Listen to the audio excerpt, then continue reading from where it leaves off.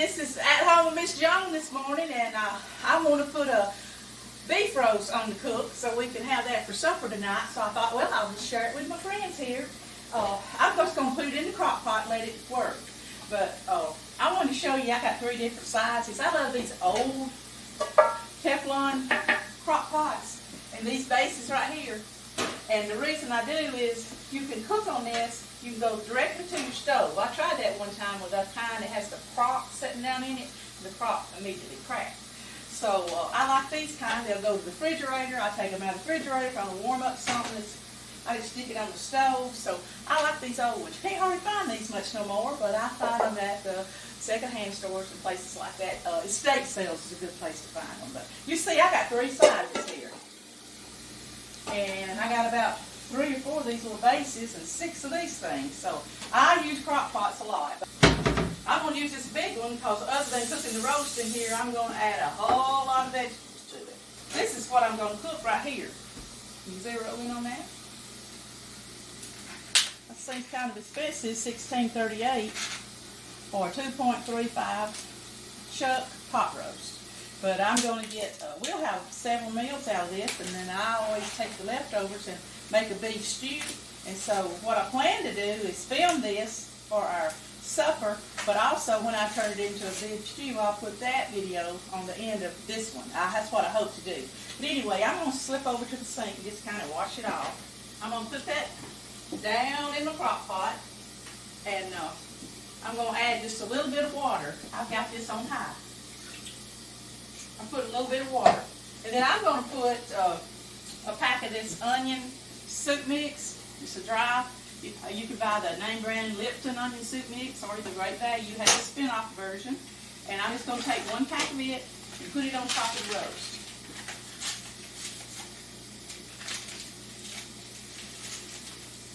It just adds a lot of flavor to it. Now, I'm going to let this puppy cook a while, and then I'm going to come back, in a couple of hours, because you know it takes my meat longer to cook than it does my vegetables. I'm going to come back and add the vegetables to it in a couple of hours after it's cooked a while.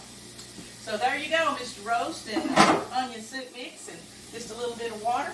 And you might say, well, Miss Joan, why do you have this bread pan turned upside down under your crock pot? Well, these bars of mine are that laminate stuff, and I just don't trust, how hot these things gets on the bottom. I don't want it to warp my cabinet because this is the only one I'm ever going to have, and I love it, and I'm so proud of it. But I just turn these pans over, and it takes the heat then up higher. That's why I do that. Then my trusty little trash sack right here is so handy. I'll be back in a little while. We'll put some vegetables on this roast. I'm making this especially for Brooke because she's asked me to do that, and every time I make a pot roast, well, she loves them. So Brooke, this video's for you. Right now, and here's my roast. Now, it's not been cooking long, maybe 45 minutes. I decided to go ahead and load it with the vegetables. Now, I didn't mean to scare you to death. You can actually put the roast in there and load all the vegetables, put the lid on it, cook it all at the same time overnight. I've done that a many a times. But I'm going to put all the vegetables on my roast. And I thought, well, let me pull it out here where you can see it. What I do is I put the carrots on the bottom because they take the longest to cook. But first I wanted to apologize. The first part of the video, I forgot to cut my washing machine off, so that sound that you heard was my washer running.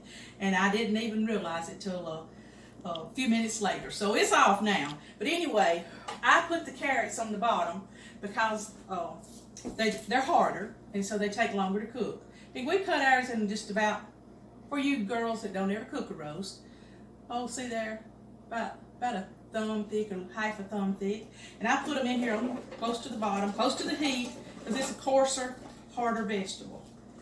And also, I know a lot of you seasoned cooks know it, but I love this little thing right here. You just skin these carrots like this and cut them up and put them in there, and it's so easy. Now, this is something that we do. Preacher grew a bunch of radishes last year, so we froze them. And if you want to do low carb and leave the potatoes out, radishes, believe it or not, when you put them down in here, they soak up all the juices from the roast, and they taste like potatoes when they come out. So you might want to try that sometime with even just your fresh radishes. So I'm putting radishes down in here because it would be my second hardest vegetable to cook, or take longer. So there goes some radishes down in there. And then I'm going to put my potatoes. Now you see, I washed them and I cut them up, but I leave the ends on them. I love them. In fact, when I'm picking out my part of the roast, I hunt these little potatoes that I left the ends on because I like them the best. But anyway, here goes my potatoes on here. Remember, we've already got our Lipton onion soup mix on there. We're going to have a pot full of stuff, aren't we? And then, here is my onions. And all I done with my onion, I think this is 3 onions, small ones. I just cut them in circles. You can do it anyhow you want to. And then I just punch them out, make little ringlets, and put all over the top, like this. So we got a pot full of good vegetables. It's going to soak up all the pot roast juices. It's going to be a wonderful, wonderful meal. I'm going to salt and pepper it. I'm going to put some butter on the top. And put the lid on that and just let it cook. Because Preacher and I have got several jobs that we're going to do outside today. And this will be ready with no effort at all from me. It'll make the most wonderful gravy out of that onion soup mix. All down in the bottom of this, and all of it's going to steam up through the vegetables, and it's going to be so, so good.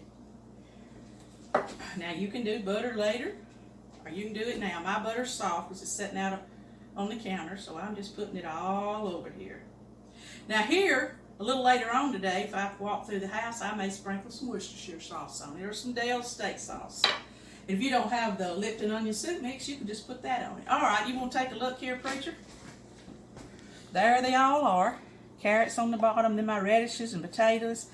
Oh, you can put cauliflower, raw broccoli. Always put that on the top. It don't take it long to cook. But I believe we got a pot full of something ready here for our supper. And what we like to eat it with is just the standard around here. I'll serve English peas, also known as sweet peas, and coleslaw, and probably a roll, and that's what we love. We do this a lot for a Sunday dinner because, see, you can just put that on and it's all cooking while you're going to church. Okay, now my roast is done. If you want to look at it here, got my roast and my onions and my radishes that we cooked. Remember, they're low carb and they taste like potatoes with all that seasoning from the roast. My carrots, and here's my potatoes, and here's my favorite part I told y'all was the ends of the potatoes. That's all ready. But I wanted to show you here inside the crock pot what's left is this. Remember, we put that pack of onion soup mix on here this morning, and this is the drippings off of it. So what I'm going to do is make my own gravy. What you about for just a minute is, you know, you buy this brown gravy mix, which is real easy. You just add water and stir it up and you got a dark brown gravy. But when you read the back of it here, it says wheat flour, food starch, modified maltodextrin, and all these names that I can't pronounce, and it goes on and on and on. The short story is you can buy these packets and make gravy, or you can make your own, because as this was cooking, it actually made its gravy. And it's real, what I call runny. And what I do to thicken it up is add cornstarch to it, and that's all. Now you can thicken it with flour, but flour, when you thicken something like this, it gives a flour taste in it. But cornstarch don't. It's kind of what you call tasteless, I guess, but it's a good thickener. So what I'm going to do, first thing I'm going to do is pour up that good stuff I just talked to you about. And I'm going to run it through my strainer. See these little particles, which this is all good stuff. It's just little bitty pieces of onion and little bitty pieces of the meat. And I'm getting all that down in here. All right. Now that's my gravy. Now you could eat it like this, just salt and pepper it and do it like this. But I'm going to thicken it. And what I'm going to do is I'm going to add some cornstarch in this glass here. Turn that on. Let's start with about a tablespoon here. A little more. In the bottom of this cup. And I'm going to pour just a little bit of the gravy that I want to thicken. Okay. Now, what I'm going to do is, I think we've talked about this before with other things on the videos, is make a roux. This is going to be my thickener. I think I've got something sprayed on that eye. Anyway. So I was going to try to thicken it up right here before I put the rest of the gravy in it. get rid of all the lumps is what I'm trying to do. See it? All right. I'm going to pour that in here first.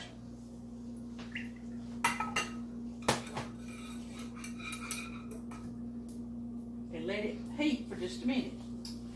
And along with this roast and all these vegetables that you saw me put in the pot this morning, then I'm going to add, I've already added just a can of, this is what we like with a roast meal, is we call them English peas, some people call them sweet peas, and then some coleslaw, and then we're just going to have a few rolls, and it'll be ready here, and Preacher's done got off that bus and come through here. Alright, that's starting to thick up right there, so thicken up, so I'm pouring some more of the juice into it. See it thickening up.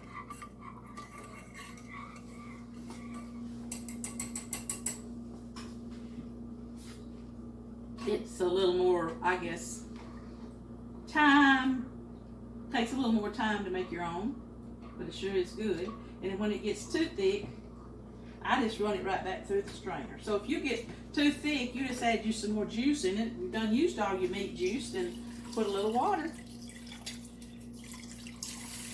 Now, I'm hoping that this is going to be our gravy. So you really don't have to buy all those little packed mixes if you don't want to, because we already put this onion soup mix in here this morning, and it has the good base of which we're drawing from to make this gravy. So this is just really got to get hot here, and it'll be ready to go. And what we're going to do is when we plate it up, we'll get a good piece of this meat, and we'll take a ladle, we'll pour some gravy over it, and it'll be so good. I have enjoyed cooking with y'all today at Home with Miss Joan. We just made a simple pot roast, and I already told you that this is it in honor of Brooke, because she always likes pot roast and always telling me to cook her one. She's one of my friends, and I love her dearly. But here's the gravy right here. Now, I might put a little pepper in it. I can tell with this spatula that I'm using that it's creamy down in there, and there is our gravy. I'm going to turn this down. Okay.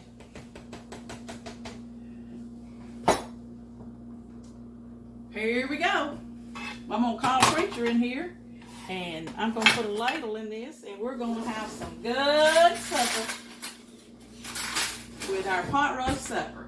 And you learned it right here today at Home with Miss Joan. Thank you for tuning in, and if you would subscribe, it sure would help this little old lady with her YouTube channel. Thank you. Hey, this is at Home with Miss Joan. Remember that beef roast we made the other day, and I told you when we got through eating off of it, I'd take the leftovers and turn it into a quick beef stew, and that's what I'm going to do today for mine and Preacher's lunch. Now look here. You see that, Preacher? This is what we had left over. We've had 2 nights of eating off of this, and then I'm going to turn the leftovers into a beef stew today. And all in the world I do is just take they're kind of cold now because I just pulled them out of the refrigerator, the vegetables, and I just cut them into whatever bite-sized pieces that we like this. That's the potatoes, and then we had some carrots left, so I'm going to do the carrots, just anyhow you want to. Just little bites of carrots that'll be in our stew. Remember these, when I cooked them in the roast, I told you they was about a thumb thick. Alright, that's what we had left. And then on the meat, oh mercy, I'm a sucker for using my scissors. You know that. But anyway, I'm just cutting it off in little bite-sized pieces. You see how it's building up here? And then I remember my onions that I cut in circles. I also use the scissors for them. Cut them in just little bitty flicks, because we don't waste anything around here. Remember, this roast cost $16. I think it was 2.3 something pounds. But so I'm not going to waste any of it. There goes my carrots, my potatoes cut up real small. Here's my onions. And if you remember, we also had some radishes, well, that soaked up all the meat juices. Well, here they are, cutting them up real fine. They cut up just like cooked potatoes. Right there. And that's all the vegetables we had the other day, except we on the side, remember we had slaw and English peas. Well, here's the few English peas that I had left, so they'll go into the stew too here in a minute, but I don't need to chop them up. All right, I'm going to pause right here and let me finish all these, and I'll come back and show you how we put it together. Okay, here I am now, got all my vegetables cut up, and let me reach in here for a spoon. Every one of them's cut up real fine, and you remember that gravy we had the other day, served on the side of our beef roast? Well, I warmed up the leftover gravy. Oh, I didn't have much, maybe close to a half of a cup. But every time I cook a beef roast, I'll save the drippings off of it if I'm not making gravy and freeze it. So I got out some of that, and I added it to my gravy here. And that's going to be the liquid that's going to make our stew come together. Now, if you don't have that and you just got the vegetables you want to cut up, you can use a pack of this brown gravy mix. Remember, it just mixes up with a cup of water. Or you can buy this beef broth here. I didn't have to use this today because I already had that. But I just poured a little bit of that gravy in my boiler to just kind of get it started here. And then I'm going to add all these vegetables. They're already cooked. So basically, when we go to have lunch, this is the leftover roast where I cubed up all the vegetables and leftover meat. And I just warmed it up really good. Let it simmer with this gravy as the stock in it. So here we go to the stove, and I'm going to add the rest of my gravy. That is all in the world there is to it. Well, I'll probably serve this alongside of maybe a pan of cornbread, or we'll just eat crackers with it. But today about noontime, this is what Preacher and I are going to be eating. You want to get a shot over in here, Preacher? See that coming together like that? Now, if I want it to be any juicier, all I got to do is just add some more gravy, some more broth, or I'll use some of this over here. But anyway, I'm going to let this start to just cooking on low, just to get it good and hot. Thank you so very much. Oh yeah, I forgot about the English peas, and you know how I remembered them. Preacher was pointing to them. So here we go. Remember, we're not supposed to waste anything, so thank you for reminding me, Preacher. Now let you look at it again. Don't that look good? Wow. We get more than one lunch off of that. Alrighty. And if you don't have time to eat it right now or don't want to eat it right now, just fix this and freeze it. Thank you so very much for tuning in to At Home with Miss Joan, where we made a beef roast and we turned it into a beef stew. Thank you so. Oh yeah, I was going to tell you, we got there was 3 of us eating supper 2 nights. That was 6 plates, and my daughter took a plate for lunch. That's 7 plates off of that roast. Plus, I turned it into this stew. So that's how many meals we got off of that 1 pack of meat. Thank you so much, and please subscribe to my channel. It sure will help me out.